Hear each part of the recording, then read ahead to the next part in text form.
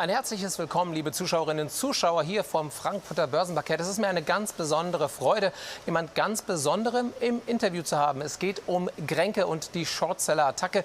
Er ist einer von denen, die das Ganze ins Rollen gebracht haben. Ich bin jetzt verbunden mit dem well-known Shortseller, mit Fraser Perring, via Skype-Schalte, und es ist mir eine große Ehre, dass Sie hier bei uns sind. Ich werde jetzt ins Englische wechseln. I'm going to change into English, and it's an honor to have you here on our show, Mr. Perring. Thank you for having me, Patrick. The first thing I'd like to know is, you started with ProSiebenSat.1, then you went to Wirecard, and now it's Grenke. You usually go after companies that are listed in the stock exchanges without any warning. The question is, what is the key? How do you pick your targets? Well, they kind of pick us. It's not really us picking them. The company have to have a number of indicators to warrant any interest, and that's naughty practices, fraudulent practices, and general failings in disclosures that would warrant further investigation. So when we're looking at companies, we can't do anything with them unless they tick our criteria. So in a way, we kind of thank them for picking us. Yeah, the question is, what is your purpose of these actions? I mean, what's the aim?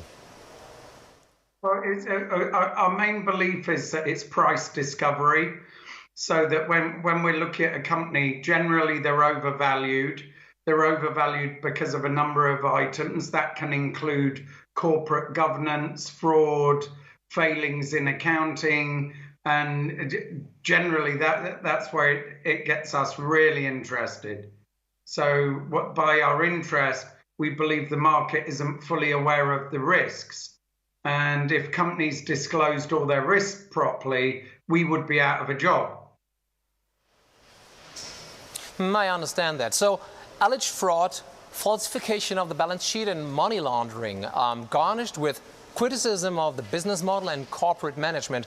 What are you specifically accusing Grenke of? Well, firstly, the franchise system seems to enrich all the formers. The growth, in essence, the company is saying it's a slap in the face, our report. But surely, why aren't investors told about these undisclosed related party transactions that run into hundreds of millions, where basically Grenke AG bankroll it with guarantees, and they say there's no financial exposure to this. But if there was no financial exposure, there's hundreds of millions of receivables, guarantees to specific franchisees, and enrichment of related parties. And they refuse to name those related parties. Those responsible at Grenke, they reject the acquisition and stand against them. In addition, a special report is supposed to bring further clarity. That's what they want to do. I mean, what is your take on this? Can you clarify that a little further? Well, the special report could be simplified into naming who the owners of CTP are, Garuna, Softline. They could name why this system was set up, where essentially all the growth, the short-term growth in going into new sectors, it enriches the related parties. It doesn't enrich the shareholders. They could avoid all this by disclosing how many of the non-performing loans are actually within the receivables. They state impairments, but they're very sly in avoiding stating what's non-performing. I got that. Do you have any further allegations with regards to Grenke? Well, for us at Grenke have been quite, shall we say, short on the truth. So they say for the past 10 years there's been this agreement with CTP, and they're only saying since the last 10 years because we named it. So exclusively here, we held back another 10 years where we can show that CTP, Softline, and Wolfgang Grenke were involved in the other items that were sold into the company. So that maybe they want to comment on that. Our view is that they have to consolidate all these franchise purchases all the way back to 2000 or 2003, depending how you split hairs. And that's massive. Well, yeah, that surely is. Last question, Mr. Perring. Is there any other company that you already have an eye on, and might you tell us who that is? We're currently working on one. We've been working on it for a couple of months.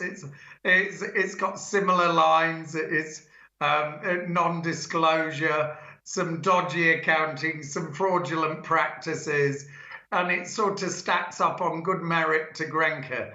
Grenke, amazingly, have now come out and admitted that they enable some frauds and that they have enhanced due diligence. I think you'll see some overlap with that as well, which should be good. Okay, so thank you very much for the interview, for your open speech, and that you shared your insights with us. Hope to see you pretty soon, and farewell, especially on the COVID-19 things taking place in the UK right now, okay? Thank you very much. Thank you for having me. It was a pleasure. Bye-bye.